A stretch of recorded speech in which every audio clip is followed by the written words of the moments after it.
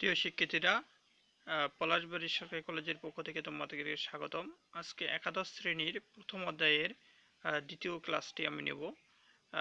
তো ক্লাসের শুরুতেই আজকে যে বিষয়গুলো নিয়ে আমি আলোচনা করব বা আজকের যে আলোচ্য বিষয়গুলো সেগুলি তোমাদেরকে একটু বলে দিচ্ছি। যে আজকে আমরা ক্লাসের শুরুতেই ঘটনা ও লেনদেন এই বিষয়টি আমরা জানবো, যে ঘটনা ও লেনদেন কাকে বলে, লেনদেনের বৈশিষ্ট্যসমূহ কী কী, এবং কয়েকটি উদাহরণ, এবং সবশেষে হিসাব সমীকরণ কাকে বলে হিসাব সমীকরণ সম্পর্কে আমরা শিখব। তো শিক্ষার্থীরা, গত ক্লাসে আমরা শিখেছি যে হিসাব বিজ্ঞান কাকে বলে, হিসাব বিজ্ঞানের বৈশিষ্ট্য কী কী, হিসাব বিজ্ঞান কবে শুরু হয়েছে, হিসাব বিজ্ঞানের জনককে, এই বিষয়গুলো নিয়ে বিস্তারিত আলোচনা করেছি। আজকে যে বিষয়গুলো নিয়ে আলোচনা করব সেগুলো শুরুতে আমি এই ঘটনা এবং লেনদেন এই বিষয়টি নিয়ে তোমাদের সামনে আলোচনা করব। তো শিক্ষার্থীরা, ঘটনা কাকে বলে, যে আমাদের জীবনে প্রতিটি মুহূর্তে যে বিষয়গুলো ঘটে যাচ্ছে সেগুলো আসলে এক একটা ঘটনা। অর্থাৎ শিক্ষার্থীরা, তুমি আজকে সকালে কি করেছো? সকালে তোমরা ঘুম থেকে উঠেছো, এরপর ব্রাশ করেছো, তারপর নাস্তা করেছো, তারপর তোমরা বিভিন্ন সাংসারিক কাজ করেছো, কেউ হয়তো পড়াশোনা করেছো, কেউ অথবা বাজার করেছো। যে এই সমস্ত তোমার জীবনে বা আমাদের জীবনে প্রতিটি মুহূর্তে যে বিষয়গুলো ঘটতেছে সেগুলোকে আসলে আমরা ঘটনা বলবো। এই ঘটনাগুলোকে মূলত আমরা দুই ভাগে ভাগ করেছি। তো শিক্ষার্থী, ঘটনাগুলোকে কয় ভাগে ভাগ করেছি? আমরা দুই ভাগে সেই ঘটনাগুলোকে ভাগ করেছি। সেই দুটি ভাগ আমরা দেখব যে আসলে ঘটনাগুলোকে কিভাবে আমরা দুই ভাগে ভাগ করলাম। তো শিক্ষার্থীরা, এই ঘটনাগুলোকে আমরা বলছি, একটি হচ্ছে অনার্থিক আর একটি আমরা বলছি যে আর্থিক। অর্থাৎ শিক্ষার্থীরা, এই ঘটনাগুলোকে আমরা দুই ভাগ করেছি, একটি হচ্ছে অনার্থিক ঘটনা আর একটি হচ্ছে আর্থিক ঘটনা। তো শিক্ষার্থী, আরো একটু মনোযোগ সহকারে শোনো।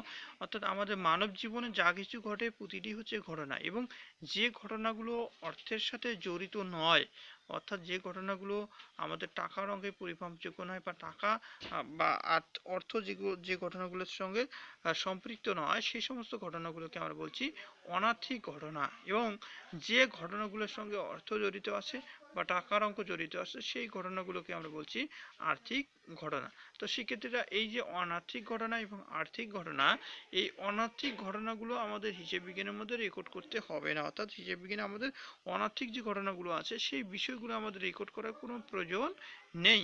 এবং এখন যে ঘটনাগুলো আছে, যে আর্থিক ঘটনা, এই আর্থিক ঘটনাগুলোকে আমরা বলছি লেনদেন। এই আর্থিক ঘটনাগুলোকে আমরা বলছি লেনদেন। তো শিক্ষার্থীরা, তাহলে আমরা এই ঘটনা থেকে আমরা পেলাম হলো অনার্থিক, এটিকে দুই ভাগে ভাগ করে দিলাম, অনার্থিক, আর্থিক। এবং আর্থিক ঘটনাগুলোকে আমরা বলছি লেনদেন। তবে সব আর্থিক ঘটনাগুলোকে যে আমরা লেনদেন বলবো তা কিন্তু নয়। লেনদেন হতে গেলে আমাদের যে বৈশিষ্ট্যগুলো লাগবে, অর্থাৎ এই যে লেনদেনের আমাদের বৈশিষ্ট্য থাকতে হবে, সেই বৈশিষ্ট্যগুলোর উপর ভিত্তি করে আমরা এক একটি ঘটনাকে বা এক একটি আর্থিক ঘটনাকে আমরা লেনদেন বলবো। সেই সেই বৈশিষ্ট্যগুলোর মধ্যে মূলত প্রথমে হচ্ছে আমাদের দুটি পক্ষ থাকতে হবে। এক নম্বর বৈশিষ্ট্য, আমাদের দুটো পক্ষ থাকতে হবে। দুই নম্বর অঙ্ক হচ্ছে অর্থের অঙ্কে পরিমাপযোগ্য। অর্থের তো শিক্ষার্থীরা, এখানে আমরা দেখতে পাচ্ছি যে লেনদেনের প্রথম বৈশিষ্ট্য হচ্ছে দুটি পক্ষ। অর্থাৎ একটি লেনদেন হতে গেলে কমসে কম সেখানে আমাদের দুটি পক্ষ থাকতে হবে। এক পক্ষ সুবিধা প্রদান করবে, আরেকটি পক্ষ সুবিধা গ্রহণ করবে। একজন ক্রেতা আর একজন হচ্ছে বিক্রেতা। অর্থাৎ যে কোনো লেনদেন হতে গেলে সেখানে আমাদের কমসে কম দুটি পক্ষ অবশ্যই থাকতে হবে। দুটি পক্ষের বেশিও থাকতে পারে, তবে কমপক্ষে minimum two parties are involve with the transaction. অর্থাৎ দুটি পক্ষ কমপক্ষে আমাদের থাকতেই হবে। দ্বিতীয় যে বৈশিষ্ট্যটি লেনদেনের, সেটি হচ্ছে অর্থের অঙ্কে পরিমাপযোগ্য। অর্থাৎ প্রতিটা লেনদেন আমাদের অর্থের অঙ্কে পরিমাপযোগ্য হতে হবে। যে ঘটনাগুলো আর্থিক কিন্তু অর্থের অঙ্কে পরিমাপযোগ্য নয়, সেগুলোকে আমরা লেনদেন বলবো না। আরেকটি হচ্ছে যে আর্থিক অবস্থার পরিবর্তন। অর্থাৎ প্রতিটি লেনদেনের মাধ্যমে একটি ব্যবসায়ের অবশ্যই আর্থিক অবস্থার পরিবর্তন ঘটবে। কোনো একটি আর্থিক ঘটনা যেটি দ্বারা ব্যবসায়ের আর্থিক অবস্থার পরিবর্তন ঘটে না, সেটিকে মূলত আমরা কিন্তু লেনদেন বলবো না। উদাহরণ হিসেবে এমনটা হতে পারে যে এক ব্যবসায় একজন ম্যানেজার নিয়োগ করা হলো, অর্থাৎ অথবা ব্যবসায় একজন ম্যানেজার মাসিক 1 লক্ষ টাকা বেতন প্রদান শর্তের সাপেক্ষে নিয়োগ করা হলো, তাহলে এটি কিন্তু আসলে আমাদের ব্যবসার এখনো আর্থিক অবস্থার পরিবর্তন ঘটায়নি। যেহেতু আর্থিক অবস্থার পরিবর্তন ঘটায়নি, সুতরাং এটি কিন্তু আমাদের জন্য লেনদেন নয়।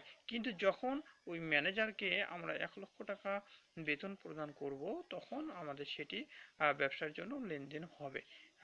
এই অবস্থায় এটি আমাদের জন্য লেনদেন হবে না। সে কারণে যে আর্থিক অবস্থার যদি পরিবর্তন না হয়, অর্থাৎ কোনো একটি ঘটনা যেখানে দুটি পক্ষ আছে অর্থের অঙ্কে পরিমাপযোগ্য, কিন্তু ব্যবসার আর্থিক অবস্থার পরিবর্তন ঘটায়নি, তাহলে সেটিকে আমরা লেনদেন বলবো না।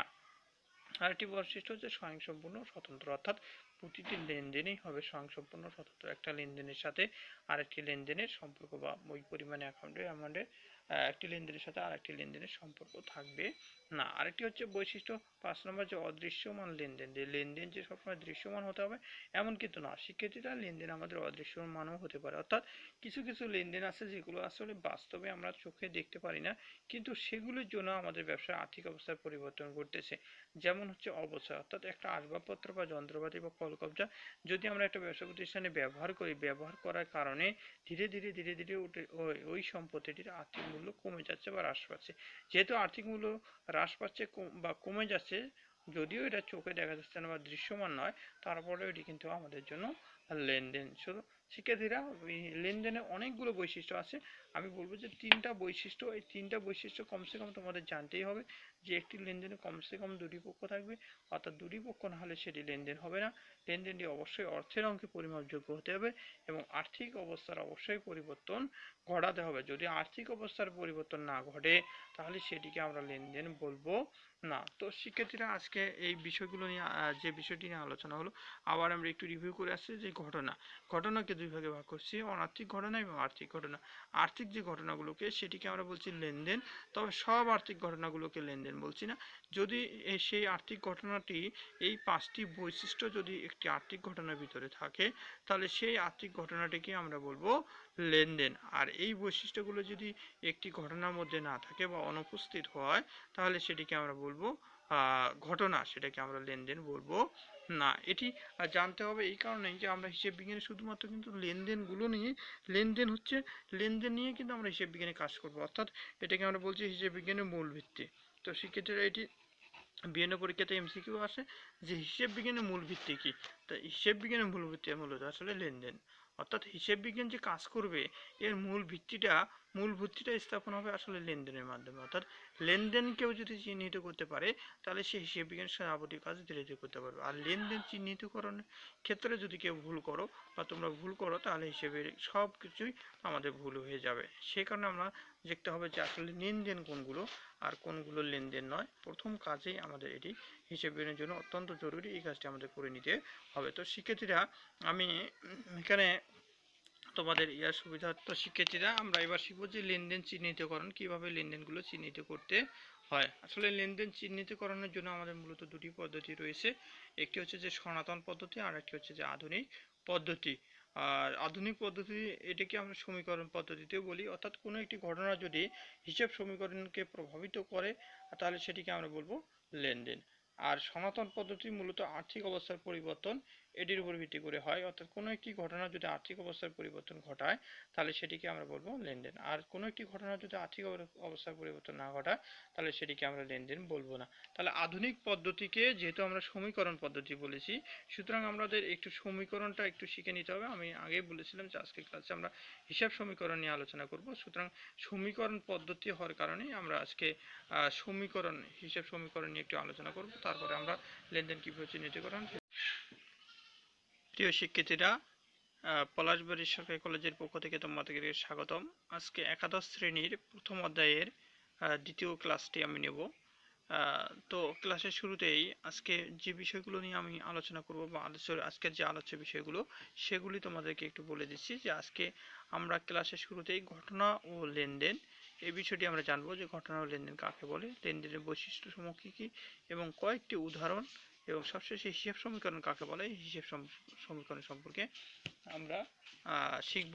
তো শিক্ষার্থীরা, গত ক্লাসে আমরা শিখেছি যে হিসাব বিজ্ঞান কাকে বলে, হিসাব বিজ্ঞানের বৈশিষ্ট্য কী কী, হিসাব বিজ্ঞান কবে শুরু হয়েছে, হিসাব বিজ্ঞানের জনককে, এই বিষয়গুলো নিয়ে বিস্তারিত আলোচনা করেছি। আজকে যে বিষয়গুলো নিয়ে আলোচনা করব সেগুলো শুরুতে আমি এই ঘটনা এবং লেনদেন এই বিষয়টি নিয়ে তোমাদের সামনে আলোচনা করব। তো শিক্ষার্থীরা, ঘটনা কাকে বলে? যে আমাদের জীবনে প্রতিটি মুহূর্তে যে বিষয়গুলো ঘটে যাচ্ছে সেগুলো আসলে এক একটা ঘটনা। অর্থাৎ শিক্ষার্থীরা, তুমি আজকে সকালে কি করেছো? সকালে তোমরা ঘুম থেকে উঠেছো, এরপর ব্রাশ করেছো, তারপর নাস্তা করেছো, তারপর তোমরা বিভিন্ন সাংসারিক কাজ করেছো, কেউ হয়তো পড়াশোনা করেছো, কেউ অথবা অথবা বাজার করেছো। যে এই সমস্ত তোমার জীবনে বা আমাদের জীবনে প্রতিটি মুহূর্তে যে বিষয়গুলো ঘটতেছে সেগুলোকে আসলে আমরা ঘটনা বলবো। এই ঘটনাগুলোকে মূলত আমরা দুই ভাগে ভাগ করেছি। তো শিক্ষার্থী, ঘটনাগুলোকে কয় ভাগে ভাগ করেছি? আমরা দুই ভাগে সেই ঘটনাগুলোকে ভাগ করেছি। সেই দুটি ভাগ আমরা দেখব যে আসলে ঘটনাগুলোকে কিভাবে আমরা দুই ভাগে ভাগ করলাম। তো শিক্ষার্থীরা, এই ঘটনাগুলোকে আমরা বলছি, একটি হচ্ছে অনার্থিক অনার্থিক আর একটি আমরা বলছি যে আর্থিক। অর্থাৎ সেক্ষেত্রে এই ঘটনাগুলোকে আমরা দুই ভাগ করেছি, একটি হচ্ছে অনার্থিক ঘটনা আর একটি হচ্ছে আর্থিক ঘটনা। তো সেক্ষেত্রে আরো একটু মনোযোগ সহকারে শোনো।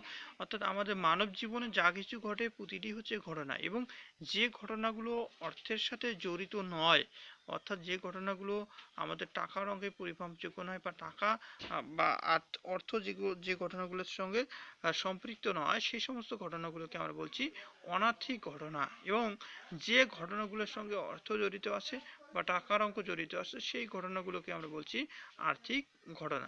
তো শিক্ষার্থীরা, এই যে অনার্থিক ঘটনা এবং আর্থিক ঘটনা, এই অনার্থিক ঘটনাগুলো আমাদের হিসাব বিজ্ঞানের মধ্যে রেকর্ড করতে হবে না। অর্থাৎ হিসাব বিজ্ঞানে আমাদের অনার্থিক যে ঘটনাগুলো আছে সেই বিষয়গুলো আমাদের রেকর্ড করার কোনো প্রয়োজন নেই।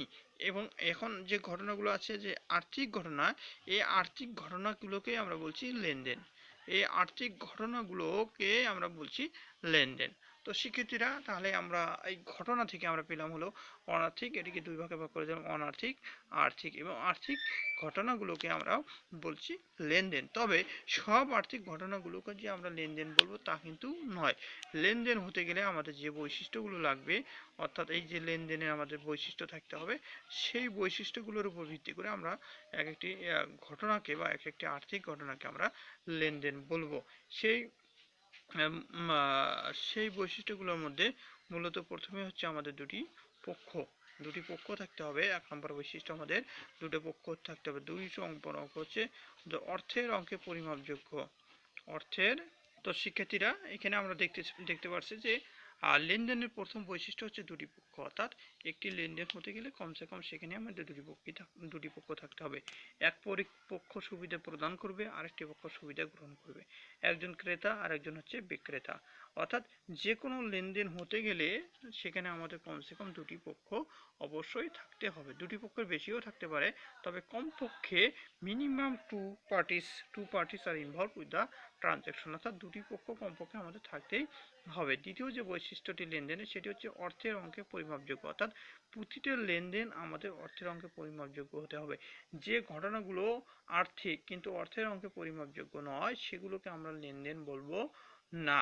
আরেকটি হচ্ছে যে আর্থিক অবস্থার পরিবর্তন। অর্থাৎ প্রতিটি লেনদেনের মাধ্যমে একটি ব্যবসায়ের অবশ্যই আর্থিক অবস্থার পরিবর্তন ঘটবে। কোনো একটি আর্থিক ঘটনা যেটি দ্বারা ব্যবসায়ের আর্থিক অবস্থার পরিবর্তন ঘটে না, সেটিকে মূলত আমরা কিন্তু লেনদেন বলবো না। উদাহরণ হিসেবে এমনটা হতে পারে যে এক ব্যবসায় একজন ম্যানেজার নিয়োগ করা হলো, অর্থাৎ অথবা ব্যবসায় একজন ম্যানেজার মাসিক 1,00,000 টাকা বেতন প্রদান শর্তের সাপেক্ষে নিয়োগ করা হলো। তাহলে এটি কিন্তু আসলে আমাদের ব্যবসায় এখনো আর্থিক অবস্থার পরিবর্তন ঘটায়নি। যেহেতু আর্থিক অবস্থার পরিবর্তন ঘটায়নি, সুতরাং এটি কিন্তু আমাদের জন্য লেনদেন নয়। কিন্তু যখন ওই ম্যানেজারকে আমরা 1,00,000 টাকা বেতন প্রদান করব, তখন আমাদের সেটি ব্যবসার জন্য লেনদেন হবে। এই অবস্থায় এটি আমাদের জন্য লেনদেন হবে না। সে কারণে যে আর্থিক অবস্থার যদি পরিবর্তন না হয়, অর্থাৎ কোনো একটি ঘটনা যেখানে দুটি পক্ষ আছে, অর্থের অঙ্কে পরিমাপযোগ্য, কিন্তু ব্যবসার আর্থিক অবস্থার পরিবর্তন ঘটায়নি, তাহলে সেটিকে আমরা লেনদেন বলবো না। আরেকটি বৈশিষ্ট্য হচ্ছে স্বয়ংসম্পূর্ণ স্বতন্ত্র। অর্থাৎ প্রতিটি লেনদেনই হবে স্বয়ংসম্পূর্ণ স্বতন্ত্র। একটা লেনদেনের সাথে আরেকটি লেনদেনের সম্পর্ক বা ওই পরিমাণে অ্যামাউন্টের একটি লেনদেনের সাথে আরেকটি লেনদেনের সম্পর্ক থাকবে না। আরেকটি হচ্ছে বৈশিষ্ট্য 5 নম্বর, যে অদৃশ্যমান লেনদেন। যে লেনদেন যে সবসময় দৃশ্যমান হতে হবে এমন কিন্তু না, শিক্ষার্থীরা লেনদেন আমাদের অদৃশ্যমানও হতে পারে। অর্থাৎ কিছু কিছু লেনদেন আছে যেগুলো আসলে বাস্তবে আমরা চোখে দেখতে পারি না, কিন্তু সেগুলোর জন্য আমাদের ব্যবসার আর্থিক অবস্থার পরিবর্তন ঘটতেছে। যেমন হচ্ছে অবচয়, অর্থাৎ একটা আসবাবপত্র বা যন্ত্রপাতি বা কলকবজা যদি আমরা একটা ব্যবসা প্রতিষ্ঠানে ব্যবহার করি, ব্যবহার করার কারণে ধীরে ধীরে ধীরে ধীরে ওই সম্পত্তিটির আর্থিক মূল্য কমে যাচ্ছে বা হ্রাস পাচ্ছে। যেহেতু আর্থিক মূল্য হ্রাস পাচ্ছে বা কমে যাচ্ছে, যদিও এটা চোখে দেখা যাচ্ছে না বা দৃশ্যমান নয়, তারপরেও এটি কিন্তু আমাদের জন্য লেনদেন। শুধু শিক্ষার্থীরা, লেনদেনে অনেকগুলো বৈশিষ্ট্য আছে। আমি বলবো যে 3টা বৈশিষ্ট্য, এই 3টা বৈশিষ্ট্য কমসে কম তোমাদের জানতেই হবে। যে একটি লেনদেনে কমসে কম 2টি পক্ষ থাকবে, অর্থাৎ 2টি পক্ষ না হলে সেটি লেনদেন হবে না। লেনদেনটি অবশ্যই অর্থের অঙ্কে পরিমাপযোগ্য হতে হবে এবং আর্থিক অবস্থার অবশ্যই পরিবর্তন ঘটাতে হবে। যদি আর্থিক অবস্থার পরিবর্তন না ঘটে তাহলে সেটিকে আমরা লেনদেন বলবো না। তো শিক্ষার্থীরা, আজকে এই বিষয়গুলো নিয়ে যে বিষয়টি নিয়ে আলোচনা হলো, আবার আমরা একটু রিভিউ করে আসছি। যে ঘটনাকে দুই ভাগে ভাগ করছি, অনার্থিক ঘটনা এবং আর্থিক ঘটনা। আর্থিক যে ঘটনাগুলোকে সেটিকে আমরা বলছি লেনদেন, তবে সব আর্থিক ঘটনাগুলোকে লেনদেন বলছি না। যদি সেই আর্থিক ঘটনাটি এই 5টি বৈশিষ্ট্য যদি একটি আর্থিক ঘটনার ভিতরে থাকে, তাহলে সেই আর্থিক ঘটনাটিকে আমরা বলবো লেনদেন। আর এই বৈশিষ্ট্যগুলো যদি একটি ঘটনার মধ্যে না থাকে বা অনুপস্থিত হয়, তাহলে সেটিকে আমরা বলবো ঘটনা, সেটাকে আমরা লেনদেন বলবো না। এটি জানতে হবে এই কারণেই যে আমরা হিসেব বিজ্ঞানে শুধুমাত্র কিন্তু লেনদেনগুলো নিয়ে, লেনদেন নিয়ে কিন্তু আমরা হিসেব বিজ্ঞানে কাজ করব। অর্থাৎ এটাকে আমরা বলছি হিসেব বিজ্ঞানের মূল ভিত্তি। তো শিক্ষার্থীরা, এটি বিভিন্ন পরীক্ষাতে এমসিকিউ আসে যে হিসেব বিজ্ঞানের মূল ভিত্তি কি। তা হিসেব বিজ্ঞানের মূল ভিত্তি মূলত আসলে লেনদেন। অর্থাৎ হিসেব বিজ্ঞান যে কাজ করবে এর মূল ভিত্তিটা স্থাপন হবে আসলে লেনদেনের মাধ্যমে। অর্থাৎ লেনদেন কেউ যদি চিহ্নিত করতে পারে, তাহলে সে হিসেব বিজ্ঞানের যাবতীয় কাজ ধীরে ধীরে করতে পারবে। আর লেনদেন চিহ্নিতকরণের ক্ষেত্রে যদি কেউ ভুল করো বা তোমরা ভুল করো, তাহলে হিসেবের সব কিছুই আমাদের ভুল হয়ে যাবে। সে কারণে আমরা দেখতে হবে যে আসলে লেনদেন কোনগুলো আর কোনগুলো লেনদেন নয়। প্রথম কাজেই আমাদের এটি হিসেব বিজ্ঞানের জন্য অত্যন্ত জরুরি, এই কাজটি আমাদের করে নিতে হবে। তো শিক্ষার্থীরা, আমি এখানে তোমাদের সুবিধার্থে শিক্ষার্থীরা, আমরা এবার শিখবো যে লেনদেন চিহ্নিতকরণ, কিভাবে লেনদেনগুলো চিহ্নিত করতে হয়। আসলে লেনদেন চিহ্নিতকরণের জন্য আমাদের মূলত 2টি পদ্ধতি রয়েছে। একটি হচ্ছে যে সনাতন পদ্ধতি, আর একটি হচ্ছে যে আধুনিক পদ্ধতি। আর আধুনিক পদ্ধতি, এটাকে আমরা সমীকরণ পদ্ধতিতেও বলি। অর্থাৎ কোনো একটি ঘটনা যদি হিসাব সমীকরণকে প্রভাবিত করে, তাহলে সেটিকে আমরা বলবো লেনদেন। আর সনাতন পদ্ধতি মূলত আর্থিক অবস্থার পরিবর্তন, এটির উপর ভিত্তি করে হয়। অর্থাৎ কোনো একটি ঘটনা যদি আর্থিক অবস্থার পরিবর্তন ঘটায়, তাহলে সেটিকে আমরা বলবো লেনদেন। আর কোনো একটি ঘটনা যদি আর্থিক অবস্থার পরিবর্তন না ঘটায়, তাহলে সেটিকে আমরা লেনদেন বলবো না। তাহলে আধুনিক পদ্ধতিকে যেহেতু আমরা সমীকরণ পদ্ধতি বলেছি, সুতরাং আমাদের একটু সমীকরণটা একটু শিখে নিতে হবে। আমি আগেই বলেছিলাম যে আজকের ক্লাসে আমরা হিসাব সমীকরণ নিয়ে আলোচনা করব। সুতরাং সমীকরণ পদ্ধতি হওয়ার কারণে আমরা আজকে হিসাব সমীকরণ নিয়ে একটু আলোচনা করব। তারপরে আমরা লেনদেন কিভাবে চিহ্নিতকরণ। তো শিক্ষার্থীরা, হিসাব সমীকরণ সম্পর্কে আমি এখন তোমাদের সামনে আলোচনা করছি যে হিসাব সমীকরণ কি বা অ্যাকাউন্টিং ইকুয়েশন কাকে বলে সেটি সম্পর্কে এখানে দেখাচ্ছি। সেটি হচ্ছে যে এ ইকুয়াল এল প্লাস ওই, মূলত এটি হচ্ছে হিসাব সমীকরণ। কেউ কেউ অনেকে এখানে এ ইকুয়াল এল প্লাস ওই, এটি হচ্ছে আমাদের মূলত অ্যাকাউন্টিং ইকুয়েশন, অর্থাৎ হিসাব সমীকরণ। হিসাব বিজ্ঞানে এটিকে বলা থেকে মৌলিক সমীকরণ বা বেসিক অ্যাকাউন্টিং ইকুয়েশন। তো এটি অনেকে এভাবে লিখে থাকে যে এটি ওই জায়গায় অনেকে পি লিখে থাকে, অর্থাৎ এ ইকুয়াল এল প্লাস পি, অনেকে এভাবে হিসাব সমীকরণটি লিখে থাকে। তো এখানে মূলত ও ই বা উনার সিকিউরিটি, আবার অনেকে এভাবে লিখে থাকে যে এ ইকুয়াল এল প্লাস ই, এটাও আমাদের অ্যাকাউন্টিং ইকুয়েশন।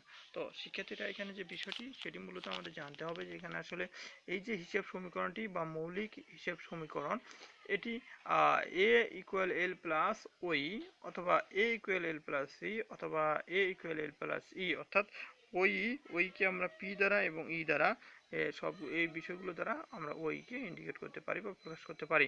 তো শিক্ষার্থীরা, মূলত এই বিষয়গুলো কি, এখানে এ কি, এল কি, ওই কি, এই বিষয়গুলো তোমাদের জানতে হবে। যেহেতু তোমরা একেবারে নতুন এবং অনেকে অনেক ব্যাকগ্রাউন্ড থেকে এসেছো, সায়েন্স থেকে, আর্টস থেকে, কমার্সে ভর্তি হয়েছো, সুতরাং এই বিষয়গুলো তোমরা হয়তো জানবে না, এগুলো তোমাদের জেনে নিতে হবে। এবং যারা কমার্স থেকে এসেছো তারা একটু হলেও জানো যে এখানে এ কি, এল কি, ও ই কি।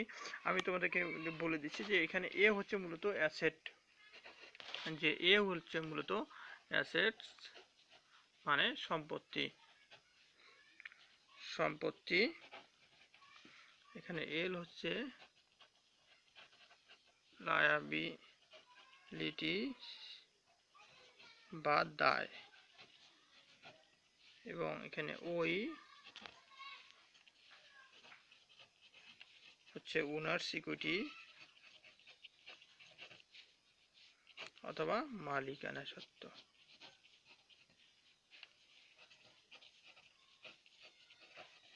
তো শিক্ষার্থীরা এখানে এ হচ্ছে আমাদের অ্যাসেটস বা সম্পত্তি, এল হচ্ছে লায়াবিলিটিস দায়, ওই হচ্ছে ওনারশিপ ইকুইটি বা মালিকানা সত্ত্ব।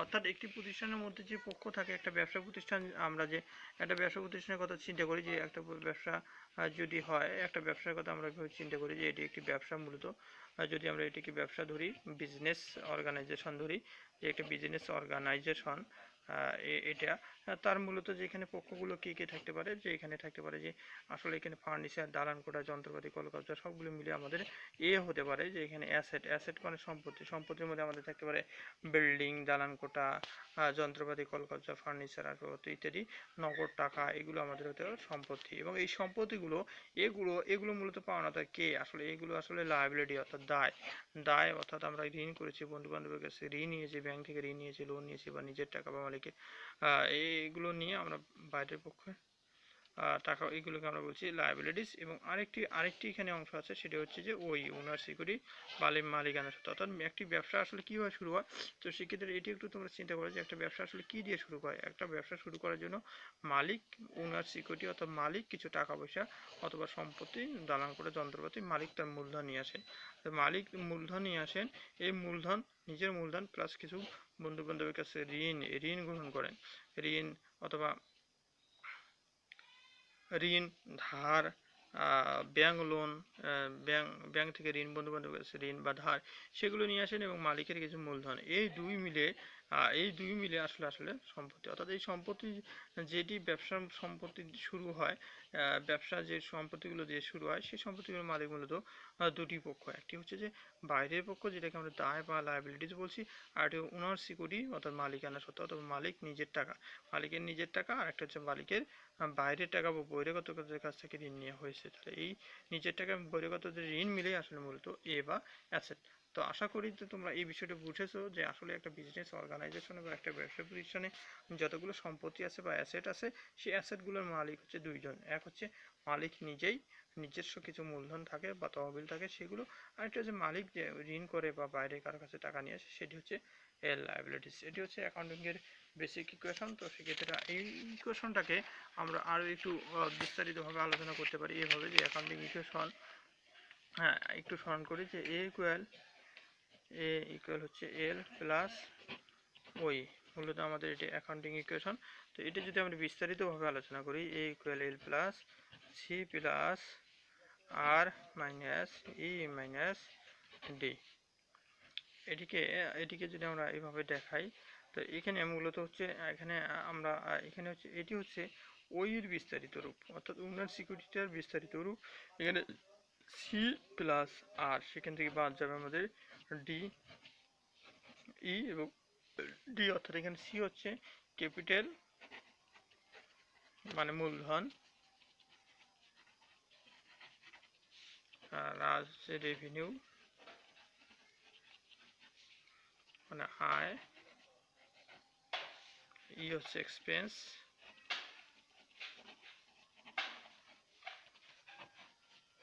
ব্যয়, ডি হচ্ছে ড্রয়িংস উত্তোলন।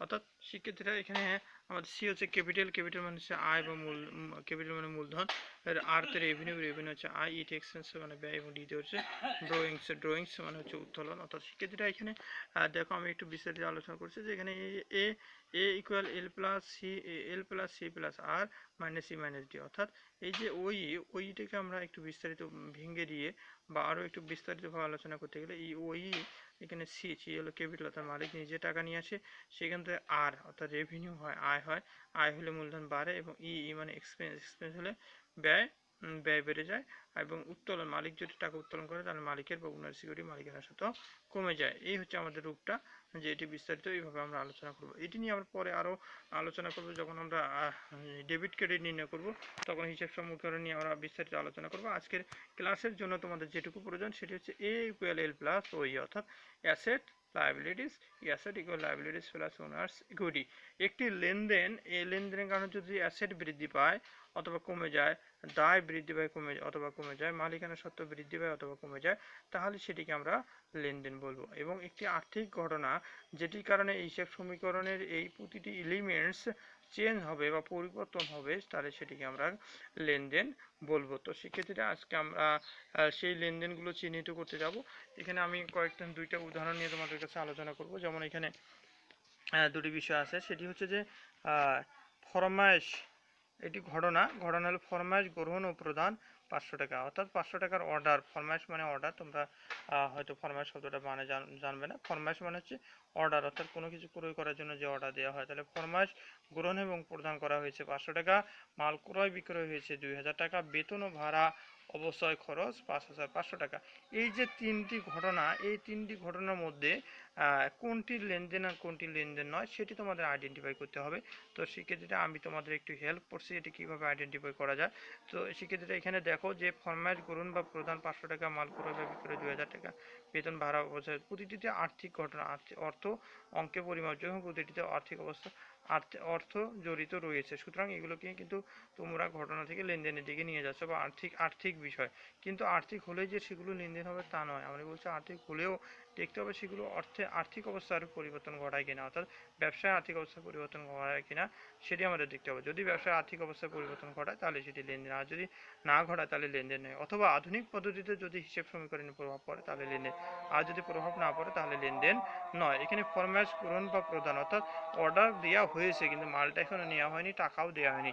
যেহেতু ফরমায়েশ গ্রহণ করা হয়েছে, অর্ডার গ্রহণ করা হয়েছে বা প্রদান করা হয়েছে, মালগুলো নেওয়া হয়নি বা দেওয়া হয়নি, সুতরাং এটি আমাদের জন্য লেনদেন হবে না, অর্থাৎ এটি আমাদের জন্য লেনদেন নয়। দ্বিতীয় তো হচ্ছে মাল ক্রয় বা বিক্রয় 2000 টাকা, যেহেতু মাল ক্রয় বিক্রয় করা হয়েছে সুতরাং আমাদের টাকা কিন্তু পরিবর্তন হয়েছে, আর্থিক অবস্থার পরিবর্তন হয়েছে এবং হিসাব সমীকরণও চেঞ্জ হয়েছে, সুতরাং এটি আমাদের জন্য লেনদেন। বেতন ভাড়া অবশ্যই খরচ 5500 টাকা, যেহেতু বেতন ভাড়া খরচ ইত্যাদি কারণে আমাদের ব্যবসা আর্থিক অবস্থা পরিবর্তন হয়েছে, সুতরাং এটি আমাদের জন্য লেনদেন। তো শিক্ষার্থীরা আমরা আরও পরের ক্লাসে বিস্তারিত আলোচনা করব। আজকের যে ক্লাসটি আছে সেই ক্লাসটিতে মূলত তোমাদের যে ঘটনা কি ঘটনা আর্থিক ভাগে ভাগ করা হয়েছে, অনার্থিক এবং আর্থিকগুলোকে লেনদেন বলা হয়েছে, লেনদেন বলা হয়েছে 5টি বৈশিষ্ট্য সাপেক্ষে। সেই লেনদেনগুলো কীভাবে চিহ্নিত করবো তার দুটি পদ্ধতি আছে, সনাতন পদ্ধতি, আধুনিক পদ্ধতি। এই যে বিষয়গুলো নিয়ে আলোচনা করলাম সেই বিষয়গুলো তোমরা আত্মস্থ করবে এবং তোমাদের বই আছে, বইয়ের হেল্প নিবে, পাঠ্যপুস্তকের হেল্প নিবে। পরবর্তী ক্লাসে আমরা হিসেব সমীকরণ আলোচনা করে ডেবিট ক্রেডিট কীভাবে নির্ণয় করতে হয় সেটিকে আমরা অগ্রসর হব। আজকের ক্লাস এই পর্যন্ত। তোমরা ভালো থেকো, সুস্থ থেকো, নিজের শরীর প্রতি যত্ন নিও। খুদা হাফেজ।